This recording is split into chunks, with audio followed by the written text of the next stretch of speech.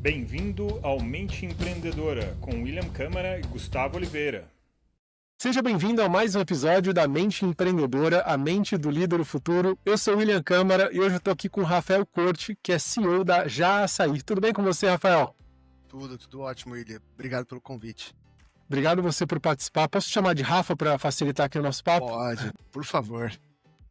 Legal. Rafa, a ideia desse podcast é a gente conhecer um pouco da mente empreendedora, da mente de um líder, como é que ele lidera empresas, times, pessoas. Primeiro, vamos conhecer um pouquinho sobre você. Se você puder fazer uma breve apresentação, quem que é o Rafa, só para quem está ouvindo já conhecer um pouquinho sobre você. Bom, perfeito, olha. Então, Rafael, sou nascido em São Paulo, capital, mas a minha família é toda do interior aqui de São Paulo, de divisa com Mato Grosso do Sul, também parte aqui de São Paulo, capital. Eu tenho 41 anos, então acho que isso já diz muito, porque quando eu me formei nessa formada de engenharia de produção, quando eu me formei, as pessoas não queriam empreender como hoje querem, né? Então, e eu fiz o playbook tradicional ali de processo de trainee, trabalhando em grandes empresas e tudo mais, até que chegou um determinado momento, eu falei, não me sentia mais tão adaptado e via que não era para mim, né, a carreira corporativa, e aí decidi empreender, né, então que é uma mudança bastante significativa quando você tem uma carreira corporativa, uma carreira de executivo, para quando você muda e vê essa parte aí de empreendedorismo. Eu adorei que você trouxe, Rafa, sobre a minha idade já diz bastante, né? Porque você tem razão, há muitas décadas atrás, o óbvio era você se formar, porque a escola, a faculdade nos prepara para trabalhar para alguém, numa empresa, né? Então, empreender é praticamente uma loucura, né? Como assim você não vai... Você foi formado para trabalhar para alguém, agora você não vai trabalhar para alguém? Qual é o seu problema, né? Sim. Então, naquela época, né? Umas 2 décadas atrás era assim. Agora já tem escolas especializadas em formar empreendedores, o que é algo bem interessante no meu ponto de vista. Não, muito, né? Acho que naquela época, se você falasse que você ia empreender, se você ia largar... Não, eu trabalhava em empresas de referências, né? Para você falar, como assim você larga... acho que até sua família pensa, que loucura, pra que você vai fazer isso? Por que tá tudo tão certo, tá tudo tão ajeitado, tá tudo tão dentro dos conformes que você vai trabalhar, vai ter um bom salário, vai conseguir comprar uma casa, vai casar, ter filhos e terminar bem a vida, né? Acho que essa era a história que todos os pais, todas as mães gostariam, né? Acho que há 20 anos atrás, não 20, né? 15 anos que eu tô nessa carreira de empreendedor, foi uma mudança bastante drástica até, né? De mentalidade, porque hoje você conversa com a nova geração, na verdade o que não querem é ter toda essa carreira, pensar que eu vou ficar uma vida inteira numa empresa e trabalhando, fazendo a mesma coisa. Cadê, né? Cadê o meu propósito? Cadê isso? O mundo mudou bastante, né? Acho que e é muito interessante acompanhar tudo isso. Eu acho que é aprendizado, são possibilidades, né? Você comentou o paradigma, o playbook de algumas décadas atrás era trabalhar para uma empresa, segurança, né? Eu lembro quando eu decidi sair de uma multinacional para empreender, eu era jovem ainda, minha mãe falou, pelo amor de Deus, o que está acontecendo? Por que você está fazendo isso? Largando uma carreira promissora para realmente fazer um negócio sozinho? Por que você está fazendo isso? Ela não entendia, era complexo, né? Pro referencial dela, né? Mas hoje já tem referências mais sucesso, né? Mas, William, eu acho que os nossos pais estavam até certos, tá? Assim, se a gente vê, né? Porque, de fato, né? Se a gente for parar para olhar agora o lado... Existe muito lado romântico do empreendedorismo, né? De você trabalhar com propósito, de você fazer o que você quiser. E você ter liberdade, você ter autonomia. Só que o empreender, né, na realidade, você lidar com frustrações, muito mais frustrações do que com celebrações. Acho que é uma capacidade de você desenvolver essa resiliência para pensar não nos problemas, porque problema você vai ser sufocado todos os dias, mas não deixar de esquecer de perder o foco na solução, aonde você quer chegar, o porquê que você fez aquilo, o que você precisa fazer para alcançar esse seu porquê, e aí você vai desdobrando no como e como realizar e como fazer todos os dias, né? Acho que uma coisa que eu aprendi a duras penas, então até falando um pouquinho, né, acho que a trajetória é um pouco interessante, posso falar como que eu entrei? Manda bala. Porque então assim, eu trabalhava, tinha uma carreira super bem, estava bem sucedido para a idade que eu tinha, 27, 28 anos, super bem quisto pela empresa, mapeado com alto potencial, tudo mais, e falei, não, vou empreender. E no auge dos meus 27, 28 anos, você que trabalhava exatamente na JK, na Faria Lima ali com a Juscelino Kubitschek, então sim, acho que era até impossível eu não ser uma pessoa prepotente que achava que sabia tudo, né? Que eu iria empreender e daria super certo. Então, e aí eu já nem quis empreender pequeno, né? Falei, não, pô, se eu quero ter um sonho de ter um cargo alto numa grande empresa, eu vou trocar isso por um cargo alto na minha empresa. Então, o que eu fiz? Né, convenci a minha família a colocar um dinheiro relevante, né, na época lá em 2013, foram R$500 mil numa taxa de master franquia de uma paleta mexicana, de uma franquia de paleta mexicana. Então aí eu comprei. O que era essa master franquia? Era você poder explorar todo o território de Minas Gerais. E aí ia construir uma fábrica, ia vender, ia começar a abrir franquias, e no business plan estava tudo certo, estava tudo lindo. Eu tinha visitado todas as paleterias de São Paulo, tinha estudado Minas, tinha mapeado as cidades. Nossa, tiraria 10 se eu fosse apresentar isso pro Business plan perfeito, né? Só sucesso, né? Tudo. Tinha lá todos os riscos, quem eram os concorrentes, qual que era o diferencial, porque tinha ninguém que reprovava meu business plan, né? Então, numa grande corporação, teria certeza que seria aprovado também, né? O que você entende que na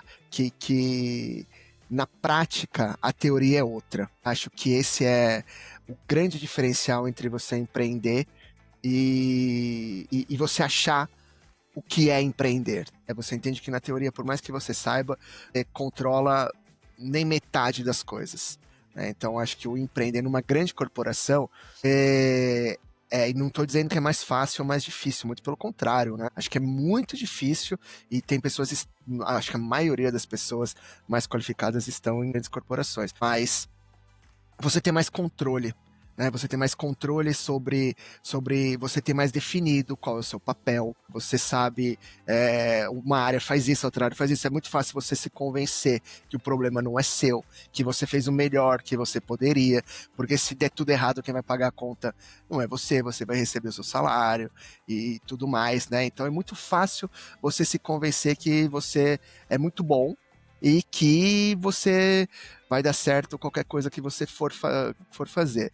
E não é isso, né? A gente sabe muito bem que a vida, a prática é completamente diferente. Pode ser pior ou pode ser melhor, né? Os dois cenários acontecem, mas geralmente dá mais trabalho, né? Nossa, olha, geral, e aí eu não tô falando como opinião, eu tô falando como estatística, né? É pior, né? Se você pega números de Sebrae, números de tudo, a taxa de mortalidade de um negócio, ela não é baixa, ela é alta, né? Os negócios que passam a faturar milhões são pouquíssimos, né? Então, assim, pô, esse sonho de trocar uma vida de alto executivo para um ser grande empresário é muito difícil. E se você pensar com racionalidade, como nossos pais, a gente não faz, ou não deveria fazer, né? É muito mais seguro tá onde a gente tá. Mas eu acho que entra também o que do empreendedor, que não é pelo dinheiro. Eu acho que pelo menos as pessoas com quem eu admiro, quem eu converso, dinheiro é uma consequência importante, mas se você fizer isso pensando no dinheiro e pensando, você não chega a lugar nenhum. Se você pensar pelo dinheiro, você vai sempre querer buscar onde o dinheiro tá, e empreender, ele tem que ter um pensamento de longo prazo, ele tem que ter resiliência, ele tem que ter obstinação. É bastante complicado aguentar problemas, ou lidar com frustrações todos os dias, e para mim definitivamente não foi diferente. Na verdade, acho que foi meu primeiro negócio, que eu achava que eu estava super preparado, essa master franquia de paleta mexicana. Primeiro que a franquia que eu tinha lá nunca me deu nenhum resultado, nenhuma visita, nenhum apoio, infelizmente. Eu tinha uma visão completamente de executivo, não de empreendedor. Então, qual que é uma visão que eu brinco? Assim, qual que é uma visão de executivo? É cumprir o plano da sua área, não é cumprir o plano da empresa. Então, se eu tenho 1 milhão para gastar e eu gastei 998 mil, uau, eu fiz um belíssimo trabalho. Gente, se a empresa como um todo não foi bem, né? Eu fiz a minha parte. Agora, então, é sempre uma conta de chegada, né? Se eu tenho 1 milhão, gastei 998, tá bom. Agora, empreender é uma conta de partida, é caixa zero todo dia, né? Eu não tenho possibilidade de achar que, se eu gastei menos do que estava previsto, tô bem. Pô, porque você não controla as outras coisas. E aí, se você gastou menos, mas se você vendeu menos, se você não tem o dinheiro para pagar o boleto, as contas, e aí, o que você faz? Você quebra no segundo mês? Você quebra no terceiro mês? Então não, sabe? Empreender é caixa zero todo dia, é fazer o que precisa ser feito, é não escolher trabalho, é você entender o momento do negócio e entender que não é um negócio que se adequa a você, é você que se adequa ao negócio, que é muito difícil. No começo você tem que ser diretor estagiário, Faz né? Tá tudo, né? coordenado tudo no mesmo dia, então é bastante diferente.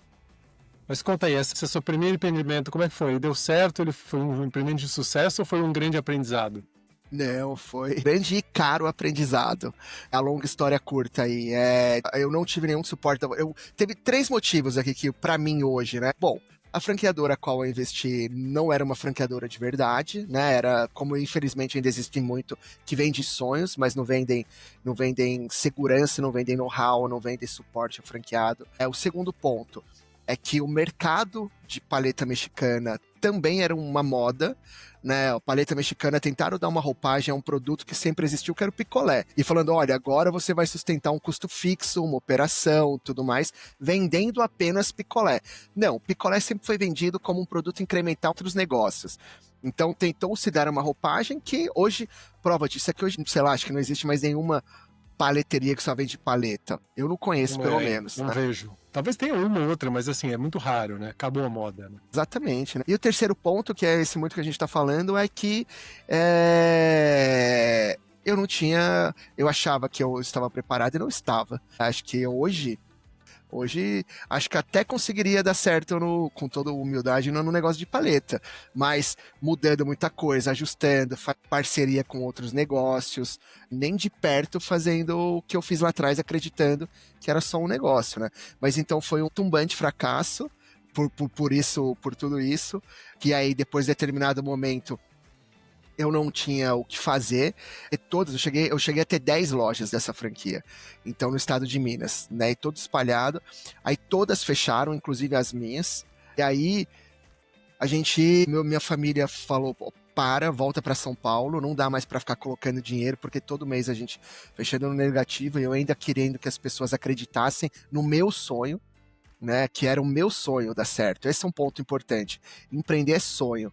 E muitas vezes a gente tem que ter cuidado para não se perder em demasia nos nossos sonhos e não ir para um lugar que a gente não tem mais volta. Sinceramente, que eu acho que eu fui tão maluco, obstinado, eu consegui voltar. Minha família falou, volta, e eu falei, não, eu vou ficar aqui, né? Eu falei, como assim? Eu juro que eu me senti ofendido. Eu falei, como assim? Eu tô aqui trabalhando pra caramba, vivendo 24/7 pro trabalho, com restrições de recursos e tudo mais, e eles vão parar de acreditar em mim, vão parar de perder dinheiro todo mês, sabe? Assim, mas isso é um absurdo, olha só. Hoje eu penso, cara, que loucura. Eles foram muito bons de não ter falado pra eu voltar antes. É só que aí eu liguei o modo orgulho total e pensei, olha, se eles não vão falar que não acreditam, eu vou mostrar que eles estão errados, né? Aí eu peguei literalmente dinheiro, eu também falando, vamos pegar dinheiro com ninguém, mas eu vou fazer esse negócio dar certo. Aí cheguei a pegar dinheiro emprestado com um colaborador meu, que tinha morado na Itália, a 4,5% de juros ao mês, comprei alguns freezers, e saí vendendo de porta em porta, né? Eu tinha uma fábrica de picolé, eu precisava vender. Então, aí eu fui e aí eu fui e comecei a entrar de porta em porta para oferecer picolé. Né? Aí eu consegui colocar alguns freezers, consegui vender, fechar essa parceria, né? E um desses locais foi uma loja do de açaí, que foi fundado pelo meu sócio Diego, Celeiro Lafayette, né? E eu só parei lá porque eu vi 2 lojas. Então, eu passando por dentro de Conselheiro Lafayette, eu vi uma loja de A. Aí depois eu desci a avenida lá, vi outra. Eu falei, opa, se eu fechar um negócio, eu fecho 2 freezers. Então eu falei, deixa eu parar aqui, deixa eu conversar. Paramos lá, foi bacana porque ele estava procurando uma novidade, e a novidade do momento lá na região era as paletas, então a gente conseguiu dar certo. Nesse meio tempo, eu já tinha deixado de usar a marca da antiga franqueadora, já tinha desenvolvido minha própria marca, mudei receita, aprendi formulação, comecei de novo todo esse projeto, e aí deu certo essa parceria com o Diego de colocar os produtos, as paletas mexicanas na loja do Já. O Já era um sucesso, já vendia bastante, era diferente do negócio que eu tinha, tanto que no freezer que eu tinha dentro da loja do Já, ele vendia muito mais que as outras lojas em si. Então foi super tinha bacana. Mercado, aí a gente né? Tinha um ponto, ele tinha tudo preparado para venda. Você tinha a ideia, a fabricação, o modelo de negócio, mas não tinha o mercado conquistado. Ele já tinha conquistado o mercado. Perfeito, exatamente isso. E aí comecei a vender, vendi toda hora lá que eu ia abastecer, né? Então naquela época era tudo, né? Você que ia abastecer, você que ia limpar freezer, você que fazia todas as coisas. Então sempre que eu ia lá, eu ficava olhando, né? E a loja não parava de entrar gente vendendo todo dia. Eu nunca tinha experimentado açaí. Isso foi interessante. A primeira vez que eu experimentei açaí foi na loja do Já, porque um dia que eu tava esperando o Diego lá para conversar, para tentar fechar a parceria. Eu experimentei, eu achava o açaí um produto caro, achava o açaí um produto porque era o preço de uma refeição, né? Naquela época, ou eu almoçava ou eu comia outra coisa. E lá, como era o modelo que a gente tem hoje, que é o self-service, que é por quilo, eu lembro que o meu ticket deu menos de R$5, né? Eu peguei só um pouquinho, só para experimentar. Gostei, falei, nossa, isso é franqueável, né? Isso tem uma vantagem competitiva de fato, isso tem mercado, tá testado, não é uma febre, já fazia 5 anos que a loja tava lá e só crescendo o faturamento. Então foi aí que a gente começa essa história, né, de essa mudança, então, né, que eu começo com uma carreira de executivo, completamente sem saber o que é empreender e uma visão clara de porque a forma como você trabalha como executivo, ele tem que ser diferente, né, da forma como você trabalha como empreendedor. Empreendedor, no começo, é você assumir decisões, é você tomar risco, é você ter que fazer tudo. Se você exerce essa mentalidade numa grande corporação, vira uma anarquia, né, não dá. Mas se você exerce essa mentalidade de grande corporação num negócio pequeno, como era o que eu tinha, você também quebra, né? E que foi o que aconteceu, não só por isso, mas esse também é um dos motivos. E aí depois essa junção, né, com o Diego, que aí ele era empreendedor raiz, né, de ter começado do zero e ter feito lá, lojinha, vamos aos poucos, aí conseguimos dar certo, né? E estamos nesse caminho com o Diego até hoje. Podemos dizer que esse foi o seu maior erro, então, como empreendedor, assim, esse primeiro empreendimento, mas que acabou gerando um aprendizado muito grande para você juntar juntar os caminhos com seus sócios e criar alguma coisa até melhor do que aquilo que você tinha antes, né? O meu maior erro como empreendedor, e que eu continuo vendo ainda, né? Hoje a gente tem 180 unidades em operação, franqueados, né? E eu vejo isso muito nos nossos franqueados, né? Que são empreendedores, não do zero, mas são empreendedores, obviamente, né? O maior erro de um empreendedor, ele tem que ser quando ele acha que ele tem as respostas, né? Que ele acha que o público é o que é como ele, que o que ele fizer ele vai vender, não exercer diariamente essa humildade de entender que ele não tem controle. Quem tem controle são os clientes, e a gente tem que desafiar todo dia como que a gente chega nos clientes. Eu acho que ele precisa um pouco desse sonho, porque ele tem um problema, e o fato dele conseguir solucionar esse problema é o que alimenta, o que dá vida para o grande sonho de empreender, que vai alimentar um propósito e aquela força, aquela resiliência diária para seguir adiante com o negócio. Mas tem que fazer aqui todo dia uma pesquisa, né? uma validação. Eu falo com o meu sócio, a gente chama de reality check. A gente tem que se checar com a realidade o tempo inteiro. Porque é muito fácil o empreendedor tirar o pé do chão e ficar flutuando um pouquinho. É muito fácil, né? Nossa, concordo 100%, William. É muito fácil a gente se perder nos nossos sonhos, né? Porque empreender não é, igual a gente vem falando, empreender não é racional. Empreender é passional. Você está em busca do seu sonho, né? Você coloca em um risco muito maior, muito grande, em busca de algo maior também. Só que você se perde você tem que ter cuidado para não se perder na sua passionalidade, nas suas opiniões, nas suas vontades, e acho que é o que você comentou, né? Fazer esse reality check. Reality check, na minha opinião, são números, são dados, é fatos. Não é o que eu acho, não é o que eu vou acreditar.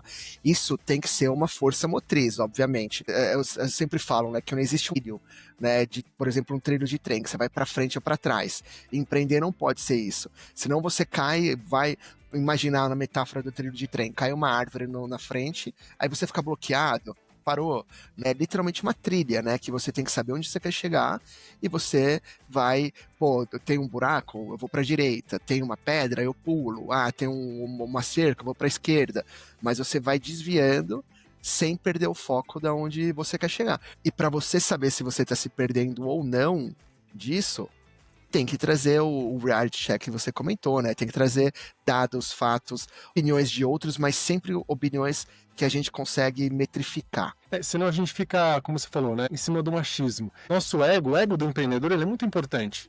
Não é uma coisa ruim. Ele tem que ser bom, porque isso nos dá confiança para liderar, para engajar, para compartilhar o propósito. Mas você não pode ficar escravo desse ego, né? Você tem que...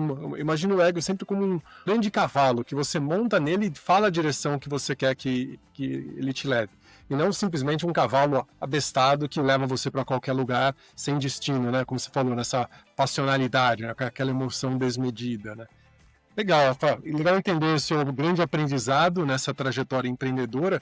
E o que você considera como as suas 2 maiores qualidades como empreendedor, como líder? Olha, eu acho que como eu tive, né, essa e outra, depois também a gente teve um episódio da pandemia, né, que na pandemia a gente tava com 68 lojas operando e de repente a gente foi para 0 faturamento e só com contas a pagar.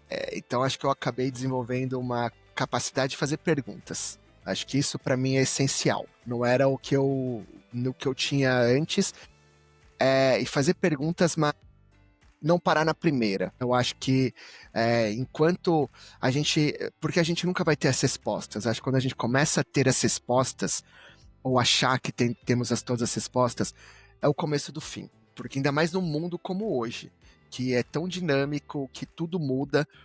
Olha só que exemplo interessante, Will. Essa semana, a gente fez uma feira, participou de uma feira em Portugal. E o mercado de Portugal de franquia, ele tá bem mais atrasado do que o nosso brasileiro, diversas formas. Aí o que eu achei interessante também era como eles tratavam o marketing. Então eu perguntei para alguns franqueadores escolar, né? Até a gente vai inaugurar nossa primeira loja agora em Lisboa, em dezembro. Então eu estava querendo prospectar quais são as melhores práticas do mercado, como se conectar com o português, quem é o público, tudo mais. Então aí eu perguntava para eles, né, mais aberto, depois mais específico, e aí perguntando, e TikTok?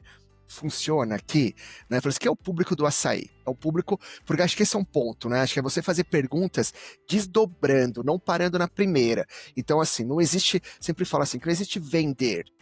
Existe você vender algo para alguém em determinado momento, que tem determinada vontade. Você precisa explorar todas essas formas. Qual que era a intenção? Como que a gente chega e leva cliente para a loja? Beleza. O que eu vou fazer? Cara, se eu falar que eu tenho que levar cliente para a loja, eu não saio de nenhum lugar. Então a gente tem que fazer perguntas até transformar problemas complexos em problemas simples que são de fácil, que tem solução. Então se eu tenho uma equação, aí voltando para a engenharia, né? Se eu tenho uma equação de 10º grau, eu não consigo resolver. Eu não sei quanto vale X.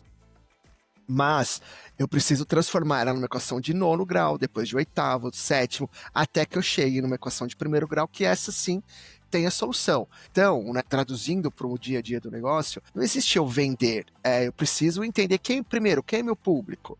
Eu quero vender o quê? Eu quero vender açaí, quero vender sorvete, quero vender picolé. Quem é o público do açaí?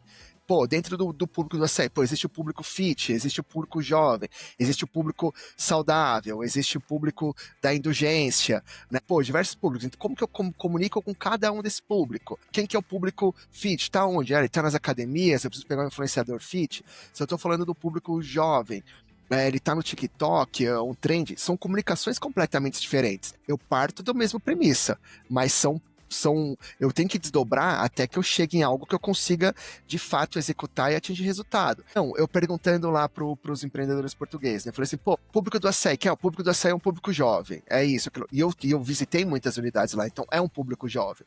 Beleza, mas aí é bom você confirmar se é isso mesmo ou não. Aí você faz a mesma pergunta. Então o TikTok funciona aqui? Todos, sem exceção, falaram que não funciona. Que ainda não funciona, não tem. Aí eu fiz a mesma pergunta de forma diferente. Falei, olha, então você tem um filho ou um sobrinho de 18 anos, 16, 15 anos ou menos? Tenho. Eles estão no TikTok? Ele falou, eles não saem do TikTok. Eu falei, pô, então não é que não funciona, é que você não está fazendo. Né? Então, na acho visão que dele também não faz sentido, né? Ele não conseguia enxergar, né, que era possível, né? Perfeito. Por quê? Porque quem são os empreendedores que eu conversei? Pessoas de 40, 50 anos. Essas pessoas não estão no TikTok, mas não significa que o público dele não está. Ou que ele não deveria estar, né? Para estar à frente do mercado. Esse é um grande erro do empreendedor, muitas vezes, né? Achar que, como você falou, achar que o negócio só vai funcionar do jeito na cabeça dele, né? E não na cabeça que o público está querendo, né? Então, acho que essa sua habilidade de conseguir fazer a pergunta certa, a pergunta circunstancial, reduzir inúmeras variáveis, todo o negócio, em todas as circunstâncias, com pessoas, com vários stakeholders, tem muitas variáveis. São equações de muitas dimensões, né? Você usar essa sua mente analítica de um engenheiro para conseguir reduzir isso, né? Para solucionar um problema complexo, essa é uma qualidade que todo profissional deveria ter. Os engenheiros são bons nisso. Eu falo com estudo de causa. Eu sou engenheiro de formação como você também, eu pós-graduado em marketing. Eu acho que a gente tem mentes parecidas, né? De solucionar problemas complexos e não buscar a forma simples apenas, mas a forma que realmente satisfaz, né? Que preenche ali, que você chega num resultado e fala, isso aqui é bom para mim, é bom para o outro, é bom para todos, né? Tem uma solução mais completa, né? Ah, exatamente, perfeito, é isso, né? Acho que não existe atalho, né? A gente quer buscar atalhos, não existe atalho, existe o caminho correto, né? E isso que a gente tem que fazer. E aí acho que o segundo aprendizado, né? O que para mim fica muito é que o negócio vem antes de qualquer coisa. O negócio ele vem antes das suas opiniões, das suas ambições, você tem que respeitá-lo. Caixa é importante, né? Não se perder no momento que você tá. Às vezes você acha que você já tá no momento bom, a empresa tá crescendo, eu posso fazer investimentos, eu posso misturar, trocar um carro, fazer uma viagem. Não, sabe? Proteja o negócio. Acho que entenda o seu negócio, não perca o seu caminho e trabalhe muito bem, com muito foco nisso. Porque é muito fácil você se perder. Acho que quanto mais você cresce, mais você fica interessante para as pessoas, mais as pessoas vêm atrás, mais você vai escutar, não o que você precisa escutar, mas o que os outros querem que você escute para te levar para onde você que eles querem, não para onde você precisa estar. Então tem que exercer essa humildade aí, né, de todos os dias de entender que você é mais um no mundo. Tem muita gente boa aí fora, e que se você achar que tá ganho, tá tudo bem, tá tudo certo, e pode muitas vezes dar um passo maior que a perna, você põe todo o negócio em risco, né? Então, assim, você empreender é risco, mas ele tem que ser um risco calculado. Você acabou de descrever a vida de 90% dos empreendedores nessa trajetória. Você conseguir ter uma mente que mantém o foco no negócio e tem que ser uma mente forte, uma mente com muita vontade de fazer o negócio acontecer, porque como você fala, é muito fácil dispersar, é muito fácil aceitar um assédio, né, de negócio. Então, você ter essa mente forte, resiliente para colocar o negócio em primeiro lugar, é algo que realmente vai fazer você chegar adiante, né? Ah, muito, muito mesmo. E eu posso falar aqui uma dica que para mim funciona? Converse com quem já viveu isso. Acho que é saber selecionar, né? Acho que as pessoas falam que eu vejo muitas pessoas falando, mas poucas pessoas praticando. E converse com quem já viveu, né? Porque muitas vezes a gente quer ser todo mundo, né? Acho que você falou muito bem. O empreendedor, ele tem um ego, né? Ele tem uma vontade de uma vaidade de querer ser reconhecido, de querer fazer. Então é muito fácil a gente querer estar perto de pessoas que falam que a gente é muito bom, que a gente é isso, que a gente é aquilo outro. Mas não são essas pessoas que vão nos ajudar. É igual o exemplo que eu dei lá atrás, né? Quando a minha família, especialmente a minha esposa, que hoje é esposa, antes não era, falou: olha, não, parou, vamos parar de colocar dinheiro. pô, é colocar o nosso relacionamento em risco, né? E falar assim, pô, como assim? Não acredita? Cara, mas foi isso que me fez parar de buscar o caminho fácil, de querer pedir dinheiro, não investe, tudo bem, pô, acredita, vai dar certo, para falar, tá bom, agora eu vou. E você fugir, você querer ser o que você não é, sabe? A gente não era uma empresa com dinheiro, então não dava para querer fazer coisas como se a gente tivesse dinheiro. A gente tinha que fazer coisas de uma empresa que não tinha dinheiro. Então, esse não fortalece.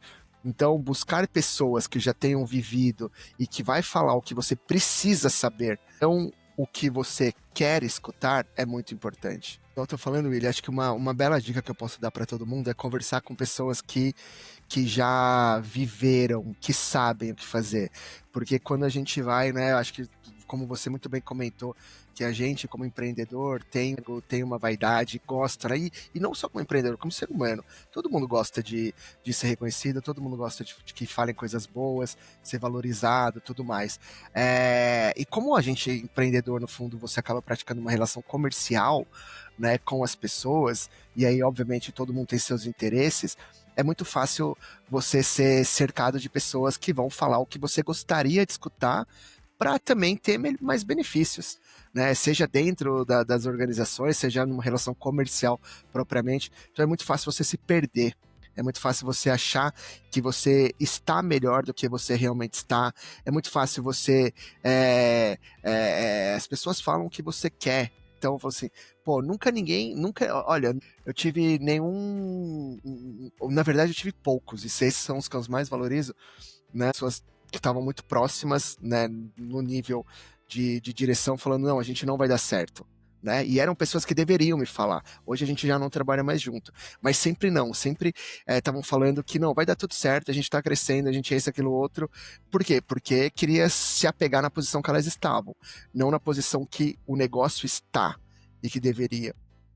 Então acho que é muito importante a gente buscar pessoas que entendam, que conheçam do negócio, que tem uma visão racional e que vão falar o que você precisa escutar, que normalmente vai ser o que você não gostaria de escutar. Acho que isso é importante. Hoje a gente tem um exemplo disso com a inteligência artificial. Tudo que você pergunta, ela dá exatamente aquilo que você quer ouvir.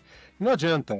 Eu prefiro estar aqui com você, a gente ouvir referências diferentes. Eu entrevisto um empreendedor toda semana. Então, toda semana a gente conversa sobre visões de negócio, referências novas, além daquela que você está acostumado a ouvir.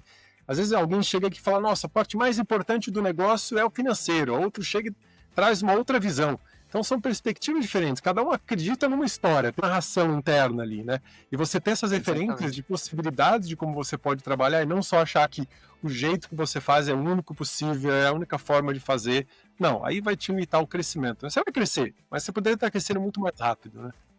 Não, sem sombra de dúvida. E aí também as pessoas vão falar, mas eu não conheço ninguém, mas eu não falo. Gente, tem muita gente boa, e eu tô falando boa de bom caráter, bom coração, que tá disposta a ajudar. Manda uma mensagem no LinkedIn, pergunta, conta de verdade, se abre, seja transparente. Acho que a gente não tem que ter medo de...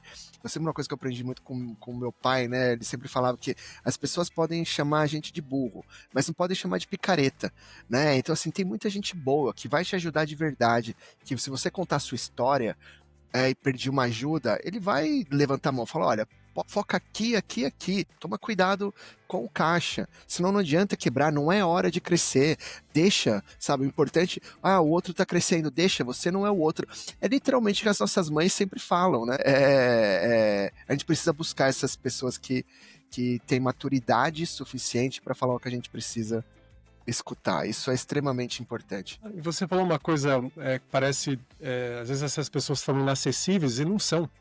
Você encontra pessoas, empresários que te respondem no LinkedIn a qualquer dúvida, qualquer coisa. Recentemente eu mandei uma mensagem para um grande empresário, a gente tinha o mesmo sobrenome, a gente começou a conversar, ele achou que era IA, eu respondi, só que eu respondi às 6 da manhã, porque eu começo a trabalhar bem cedo, e ele falou, IA não responde esse horário, então você é real mesmo. Então a gente bateu um papo, a gente trocou ideias, ou seja, tem pessoas muito acessíveis. E além disso, hoje você pode contratar mentores que podem te dar visões diferentes de negócio. Eu mesmo abri uma empresa, uma startup que visa trazer mentorias de liderança, mentorias de empreendedorismo, mentorias de visão de negócio para outros empresários, empreendedores, para líderes de empresas. A empresa chama Upskill Platform, é uma empresa que só faz isso.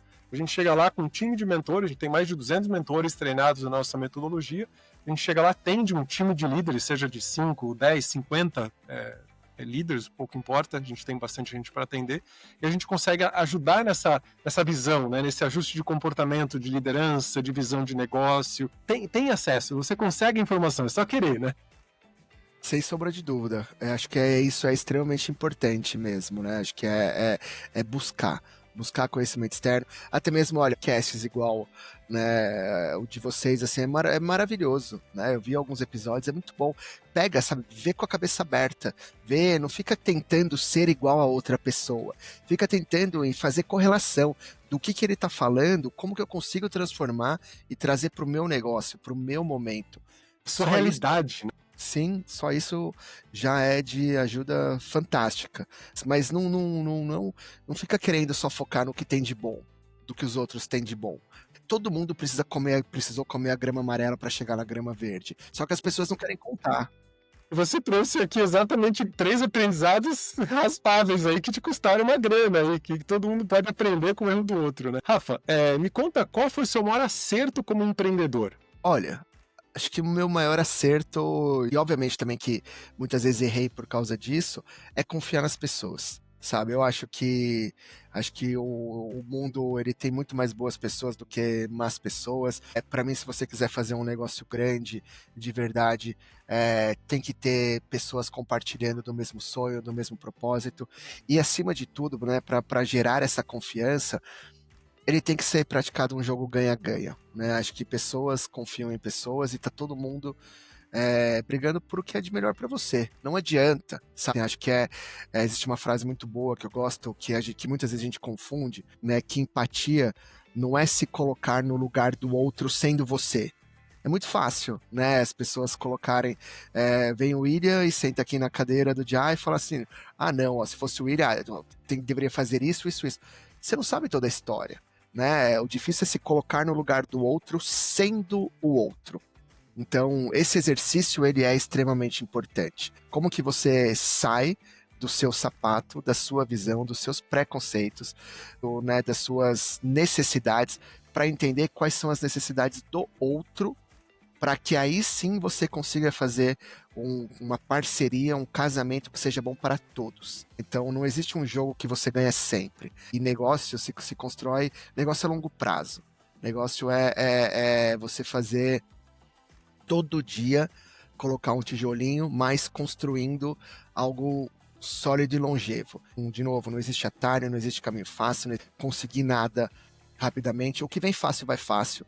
Porque você não tem tempo. Você vem muito rápido, você não teve tempo para se preparar, você não teve tempo para amadurecer, você não teve tempo para fazer as coisas. Né? Ou você vai ter que.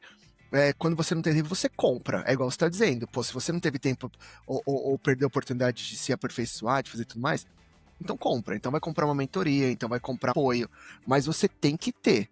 Né? Acho que é só você não perder essa clareza do negócio e como construir algo parceria, né? O dia, isso é clichê, não é clichê, gente. Sabe, assim, o mundo, hoje, vamos falar do Jai. A gente tem mais ou menos 800 pessoas, a gente atende mais ou menos 600 mil clientes por mês. Né? Como se você não tiver centenas de pessoas trabalhando todos os dias no Jai, você vai conseguir atender com qualidade, com propósito, com melhor produto e melhor qualidade os clientes. Você sozinho, você tem 8. Vamos falar que um dia normal do empreendedor vai trabalhar aí 14, 15 horas.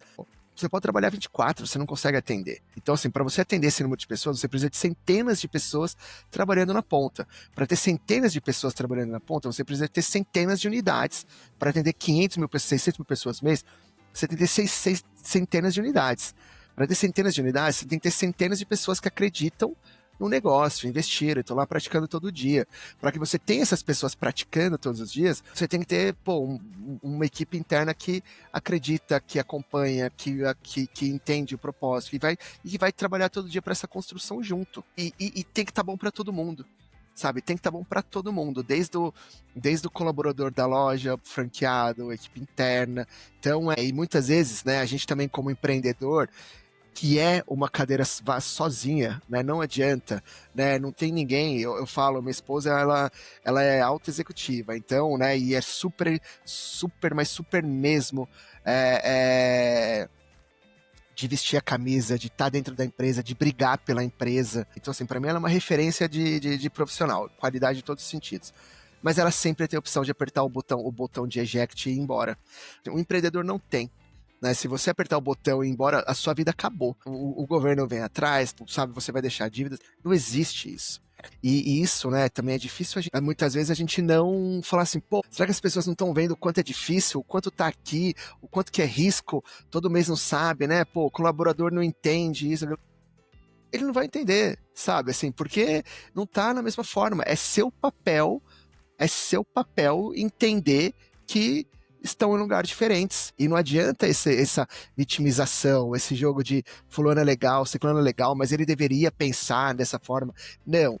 Então, não se coloque no lugar do seu colaborador, por exemplo, achando que é você, que é tudo simples. E isso é muito difícil. Se coloque no lugar entendendo ou tentando entender quais são as ambições dos outros, quais são as necessidades dos outros, quais são os conhecimentos. E isso é extremamente difícil, né? Mas não vejo um caminho diferente a não ser esse. Você trouxe algumas coisas interessantes. Eu primeiro adorei o lance do executivo que tem botão de eject a qualquer hora. É um avião em batalha, o empreendedor não tem o botão, o executivo tem o botão. Essa é a diferença. Né? O executivo ele ejetou, desceu, pegou outro jatinho e continua a sua batalha. O empreendedor não, ele vai dar um jeito, ele tem que fazer aquele avião chegar onde precisa chegar. Né? E você trouxe um elemento que ele é muito crucial, né? Confiar em pessoas. Estava assistindo um seriado recentemente de um seriado passado na Inglaterra antiga, Os Futuros Reis. Estava falando que ele, quando ele era jovem, ele confiou em muitas pessoas e todas essas pessoas traíram ele. Eu acho que é inevitável, né? Você seja empreendedor, seja líder de uma empresa, as pessoas vão te trair, entre aspas, né? Não tem jeito. Sim. Porque são sonhos, às vezes os sonhos eles têm uma intersecção e eles vão funcionar bem. Então a gente está bem ali, não estamos nos traindo, mas em algum momento aquele sonho ele pode se separar, e serão duas coisas diferentes que dão aquela impressão de não deu certo, me traíram, né? Fui enganado, lidei mal, mas na verdade foi só uma separação inevitável, que uma hora ia acontecer mesmo aquilo. Mas a pessoa ela não foi honesta, no momento alguns valores não vão bater mesmo, a gente tem que seguir adiante. Se a gente for chorar por todas as traições ou todas as falta de confiança que a gente teve na história empreendedora, você não faz mais nada, né? Você fica na zona de conforto, né? Não, Olha... com certeza. Com certeza, e é interessante, né? Então, assim, a gente não pode se colocar no papel de vítima, né? A gente tem que se colocar no papel de protagonista. E isso serve não só para tudo. Numa sociedade, isso funciona, né? As pessoas têm momentos diferentes, sabe? Acho que essa é a dificuldade. Não dá para você pedir, por exemplo, para um franqueado que, pô, a operação dele tá ruim, eu vendo o faturamento caiu pra caramba. E aí você fala assim, pô, você sabe que ele deveria estar na loja.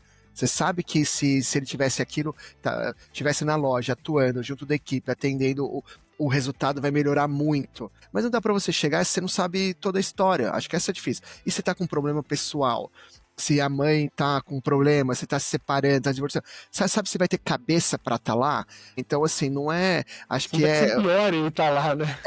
Não, exato. Acho que é como a gente fazer esse exercício diário, né? Que não é fácil, mas de tentar não apontar o dedo num primeiro momento, né? Mas permitir refletir e estender a mão, né? Pra falar, cara, vamos, né? Vamos. Acho que isso vai construindo essa confiança, né? Acho que e transparência acima de tudo, né? Acho que não podemos ter medo de errar. A gente tem que ter... também não é essas coisas, né? Acho que a gente tem que ter muita discernimento para falar, nossa, vamos valorizar o erro. Vamos valorizar o erro desde que seja a primeira vez, a gente aprenda rápido, a gente melhore. Não é sair, porque a gente muitas vezes as pessoas acham que pode sair fazendo qualquer coisa, a qualquer custo, sem uma análise crítica. Não, erre, mas tenha certeza que você fez uma análise correta e segura para tomar essa decisão. Se fez, errou, ótimo, aprendemos, melhoramos. Agora não é sair fazendo loucura, né? O erro é uma coisa que ele pode existir até para as pessoas poderem inovar, ele não pode repetir. Aí tem que ser intolerante mesmo. Se é a segunda vez errando, tem que ser intolerante, e senão você acaba criando uma cultura que extrapola, né? Todo mundo erra e aí a coisa não funciona como deveria, né? Rafael, você contou bastante sobre você, agora eu queria saber um pouquinho sobre o Já.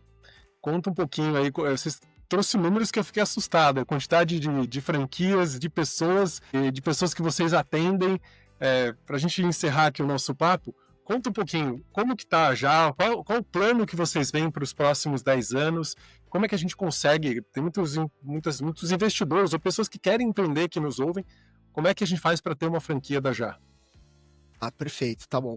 Acho que acho que o nosso grande diferencial é tentar praticar todos os dias o foco no cliente de verdade, né? A nossa visão é sermos percebidos por clientes, franqueados, fornecedores e colaboradores como a melhor marca e franquia de açaí do mundo até 2030. Então é ser percebido, não é falar que a gente é. Legal. Que a gente é a maior, né? Ser percebidos como os melhores. E a nossa missão é desenvolver o negócio de açaí e sorvetes rentável para o franqueado, fornecendo produtos de excelente qualidade, justo custo-benefício para o cliente final. Falo isso porque está no nosso DNA, essa vocação de tentar olhar o cliente, perceber do cliente, e falar, fala assim, as pessoas não vão gostar de açaí, vão gostar de determinada marca. Não é o nosso modelo. A gente acredita que, se uma pessoa é diabética, ela não vai gostar da sua marca se você não vender produto zero. Se uma pessoa ela é celíaca, ela não vai gostar da sua marca porque você faz um marketing absurdamente legal se você usar trigo dentro dos negócios, então, dos produtos. Então a gente tem essa vocação de buscar sempre quem são os nossos públicos, o que a gente precisa desenvolver para levar essa melhor percepção de valor para o cliente. A partir disso, ele volta para as lojas, ele gera recorrência, franqueados faturam bem e com isso a marca franqueadora também cresce. Hoje, a gente tem 2 fábricas, uma em Sorocaba, uma em Belo Horizonte, a gente desenvolve todos os nossos produtos, não tem nenhum produto da máquina de açaí e sorvete que não é produzido por nós, e todos com receitas exclusivas, então sem corante, sem saborizante, sem aromatizante artificial. A gente leva, né, cada vez mais um produto mais saudável, com mais qualidade de fato, num preço acessível, porque o nosso propósito é como que a gente gera felicidade. Como que as pessoas, né, vão no Já e eles vão sair mais felizes. Porque ele colocou um produto, eu sempre falo, né, eu brinco que eu tenho cabeça de gordinho pobre. Que eu vejo aquele salgado enorme, barato, eu falo, uau, vai ser bom. E eu sempre me decepciono. Porque eu falo, preferia comprar produto mais caro, mas que entregasse aquele sabor que eu queria, do que comprar aquele salgado barato que é vento. Então eu falo, acho que o que a gente quer é que o cliente que vá a uma loja do Já, ele nunca se decepcione. Que ele tenha o produto que ele quer, se ele quer um frutado, se ele quer o açaí. O frutado que eu digo é um sorvete de maracujá com manga, de frutas vermelhas, que não é a base de leite, né? Se ele quer um açaí, se ele quer um açaí zero, frozen iogurte zero açúcar, o chocolate, né, que é maravilhoso, sem lactose e sem açúcar, mas a base de leite. É fantástico, né? Então ter o Danoninho, o Leitinho, que é para um público mais tradicional, mais indulgente, mais doce. Então a gente tem um mix de produto para agregar e oferecer vantagem para todo mundo. E no melhor modelo, né, que é um modelo self-service, que a pessoa coloca quanto ela quiser, da forma que ela quiser, se ela não tem restrição de top, mas eu queria mais leite em pó, mas eu queria colocar só morango, eu tenho que pagar mais para colocar determinado produto, e tiro do produto que eu tô colocando, né, tudo bem, então pode 500 ml, se você quiser top adicional, você vai pagando a mais, mas aí você vai tirando o produto também, porque é finito, né, então eu tiro açaí, tiro as coisas e coloco outro, eu tô pagando a mais para perder produto, a gente não, o cliente paga o que ele leva, num valor justo, de uma qualidade muito superior do mercado, que a gente quer que quando ele consuma, seja ele idoso, criança, jovens, adolescentes, ele tenha o melhor atendimento, o melhor modelo e o melhor produto. A partir disso, a gente teve essa história de começar lá com meu sócio, com o Diego, foi verdade, né? Eu lembro o convite quando eu falei pra ele, Diego, você já pensou em franquear isso? Que eu fiquei, ele falou, olha, já, mas eu não sei o que fazer. Eu lembro que eu falei, olha, eu não sei o que você tem que fazer, mas eu sei tudo que você não pode fazer. Porque a minha experiência com a outra franqueadora tinha sido desastrosa, né? Então a gente vem, desde então, praticando e trabalhando com muita verdade para ter essa entrega, né? Então no Diablo a gente fala não é ter mais lojas, a gente precisa ter melhores lojas e trabalhar todo dia para isso, com foco em fazer o franqueado ganhar dinheiro, porque é um negócio. Então o nosso franqueado, que ele pode fazer eventos fora da loja, ele tem mix de produto para fazer parceria. Então não é só a loja, a gente oferece muito mais. É no canal digital, é no delivery, né, parcerias com outros estabelecimentos, você poder colocar um freezer com produtos do Dia, é você ter uma estação para fazer eventos, aí você faz festa de aniversários, corridas, festas juninas de escola, enfim. É como que a gente gera diversas formas, diversas frentes para que os nossos franqueados consigam ganhar dinheiro oferecendo a melhor experiência, a melhor percepção de produto para os consumidores, né? Então hoje a gente no Brasil tem 180 unidades operando, vamos ter mais aproximadamente 20 aí que já está em processo até o final do ano, começo do ano que vem, que já estão em processo de inauguração. A gente já tem uma loja em Düsseldorf, na Alemanha, né? Que a história é bacana porque foi um alemão que conheceu o Dia no Brasil, que ficou quase 2 anos querendo discutir, levar o açaí para lá, depois também a gente agora vai inaugurar uma primeira em Lisboa, também vamos inaugurar Chile, agora a gente está nesse processo, né? E a gente vindo pro mundo mesmo, hein? Sim, e a gente demorou para fazer isso, William, mas a gente só fez porque agora a gente está preparado. A gente vem desenvolvendo ferramentas de inteligência artificial, igual você está falando, para que a gente consiga dar suporte a diversos idiomas, né? Ferramenta super legal, parceria com uma empresa que chama a Bimotic, né? É super legal que a gente consegue dar suporte em qualquer idioma, em qualquer lugar do mundo, e a gente traz essas informações para dentro e vê o algoritmo com prompt, já vão dando soluções, né? O conhecimento vem para a gente dentro. Então a gente desenvolveu isso porque não adianta abrir loja fora do Brasil e não fazer dar certo. Isso é vaidade. A gente entende que abrir loja fora do Brasil, a gente vai gastar em euro. A gente vem dando suporte, vem fazendo estratégia. Mas agora a gente descobriu também que o mundo é literalmente uma oportunidade enorme que a gente tem que explorar, mas a gente tem que fazer bem feito. O produto de vocês, eu acho que ele é muito curioso para o mundo, né? Uhum. Não todo lugar vende isso. Quer dizer, tem os países que têm isso, mas não tem a quantidade como tem aqui. O Brasil é muito cultural, você tem açaí, picolé, porque é um país tropical. É algo que é fácil vender, né? Mas tem muitos lugares que isso é muito bem-vindo também, então vocês têm que explorar sim. Fiquei surpreso com os números, 200 lojas já no mundo. Parabéns aí pelo crescimento. E se alguém quiser abrir uma franquia de vocês, como começa? Entra no nosso site www.jahdoacaí, né? Açaí sem acento e sem cedilha.com.br. Então, www.jahdoacai.com.br. Também tem as páginas no Instagram, se mandar uma mensagem lá, a gente entra em contato, preenche lá o formuláriozinho. Tem todas as informações ali também descritas. Tiazi, você perguntou, né, quais são os planos, você falou, né, do mundo. Eu gosto bastante de viajar, né? Então, enfim, tenho visitado e sempre visito açaí. Se tem açaí, eu vou ver. Cara, o açaí já é um produto global, né? Eu fui 3 meses atrás no Japão, na Coreia. Muito açaí. Semana passada, de novo, a gente estava. Espanha está começando, Portugal já está consolidado, a Alemanha avançando bem. Então, assim, você vê, o açaí ele é um fenômeno, e isso que é o mais legal, né? Acho que quando a gente olha, açaí não é só um produto. Se a gente vai para o início da cadeia, lá para o Pará, Amazonas, Macapá, Amapá, cara, o açaí não tem nada tão lindo de verdade quanto o açaí, porque é uma riqueza 100% brasileira, ele mantém a floresta em pé, as pessoas, os ribeirinhos que antes eram marginalizados, hoje eles são valorizados, o açaí já é algo que movimenta 6 bilhões de reais só no Pará, então é a segunda atividade econômica do Pará, numa região produtora de açaí, o desmatamento é 10 vezes menor do que numa região mineradora, por exemplo, ali da Amazônia. O que a gente quer ser, né, nós como Dia, é um vetor dessa mudança econômica, social, ambiental que o açaí pode provocar, né? O açaí e é o que a gente nosso grande propósito, né, o sermos percebidos como a melhor marca de açaí e sorvetes do mundo, né, até 2030, ele está muito nisso, né? Como que a gente vai levar o que é o melhor do Brasil pro mundo? Porque o Brasil, ele é uma potência muitas vezes maltratada por nós, brasileiros. Né? Porque o mundo lá fora valoriza muito mais o Brasil do que a gente valoriza. A gente tem uma oportunidade enorme, é diferente, né, de mercados como tecnologia, como moda.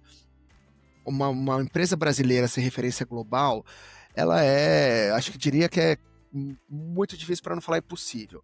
Porque se você não nasceu em Londres, Milão, Nova York, Paris, o mundo não vai dar espaço para você ser relevante. Tecnologia é diferente também, muito difícil. É Vale do Silício, é China, é Israel. Agora, o açaí é um produto brasileiro que o mundo espera que uma marca brasileira seja referência. Então, acho que pra gente também tem muito isso, né? De como que a gente do que o Brasil tem de mais relevante, né? E conseguir, de fato, gerar impacto para essa região brasileira que é tão maravilhosa, é única. A gente está falando da Amazônia. A gente não está falando, né, de uma grande cidade como São Paulo, que tem outras grandes cidades no mundo. A gente está falando de uma região única que é nossa, é Brasil. Então o açaí é brasileiro. Acho que esse é o nosso grande propósito, é isso que nos move. Parabéns aí, Rafa. Dá pra ver que você tem sangue nos olhos, o propósito tá transbordando aí e você tá confiante de que isso realmente vai fazer toda a diferença. Não vejo outro caminho que não seja puro sucesso aí. Foi muito bom conversar com você, Rafa. Acho que foi um papo aí interessante sobre entender até sobre o mercado do açaí, a tua trajetória como empreendedora, o teu grande aprendizado, né? A sua quarta faculdade do empreendedor, que muitas vezes é um empreendimento que não teve aquele sucesso percebido, mas te trouxe várias lições que você moldou hoje no seu negócio atual, né? De qualquer forma, teve a sua utilidade, né? Teve o seu valor. Rafael, obrigado novamente. Quem está ouvindo a gente, tem alguma pergunta para mim ou para o Rafa, deixa nos comentários, que vai ser um maior prazer a gente responder, certo, Rafa? Com toda certeza. Muito obrigado pela oportunidade. Rafa, um grande abraço e até a próxima. Abraço, tchau, tchau. Se você gostou do que falamos nesse episódio e quer ficar por dentro de mais conteúdo e atualizações, ou ainda mandar sugestões de temas do que você quer ouvir por aqui, siga o Instagram, @a mente do líder futuro. Até o próximo episódio.